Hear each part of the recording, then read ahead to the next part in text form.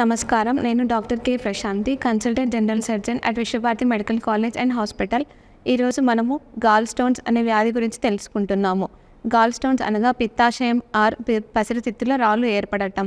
పిత్తాశయం అనేది మన ఉదరానికి పైభాగంలో కుడివైపున లివర్ కింద ఉంటుంది. దీనిలో రాళ్ళు ఏర్పడటాన్నే గాల్ స్టోన్ డిసీజ్ అని అంటారు. మెడికల్ టర్మ్స్లో కొలిలిథియాసిస్ అని అంటారు.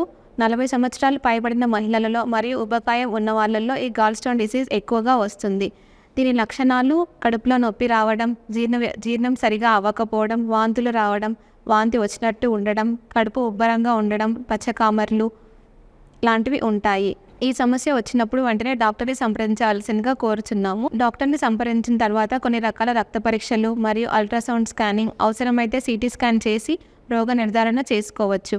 దీనికి ముఖ్య కారణాలు కొవ్వు పదార్థాలు ఎక్కువగా తీసుకోవడం, ఆల్కహాల్ మత్తు పదార్థాలు తీసుకోవడం మరియు టైఫాయిడ్ లాంటి ఇన్ఫెక్షన్స్ రావడం.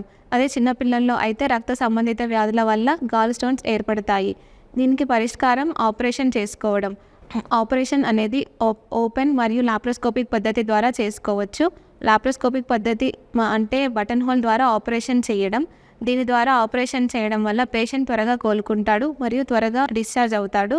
కడుపు నొప్పి వచ్చిన వెంటనే మందులు వేసుకుని తగ్గిపోయింది కదా అని వదిలేయకూడదు. డాక్టర్ని సంప్రదించి తగిన పరిష్కారం చూసుకోవాలి. ఆపరేషన్ చేసుకోకపోతే గాల్ స్టోన్స్ అనేవి పిత్తాశయ నాళాల్లో అడ్డుపడి పేగు సంబంధించిన సమస్యలు రావడం, ప్యాంక్reatitis, క్రోమగ్రంథి సమస్యలు రావడం, అబ్స్ట్రక్టివ్ జాండిస్, పచ్చకామర్లు రావడం లాంటి సమస్యలు ఏర్పడతాయి. ముఖ్యంగా డయాబెటీస్ ఉన్న వాళ్ళల్లో ఆపరేషన్ చేసుకోకపోతే పిత్తాశయంలో చీము ఏర్పడి అది రక్తంలో చేరుకుని పిత్తాశయం కుళ్ళిపోయి ప్రాణానికే ప్రమాదంగా మారుతుంది. కాబట్టి సమస్య ఉన్నవాళ్ళు వెంటనే డాక్టర్ని సంప్రదించి ఆపరేషన్ చేసుకోవాల్సిందిగా కోరుచున్నాము. మా విశ్వభారతి హాస్పిటల్ నందు ఈ మధ్యకాలంలో చాలామంది పేషెంట్స్ ఈ ఆపరేషన్ చేసుకుని సురక్షితంగా డిశ్చార్జ్ అయ్యారు.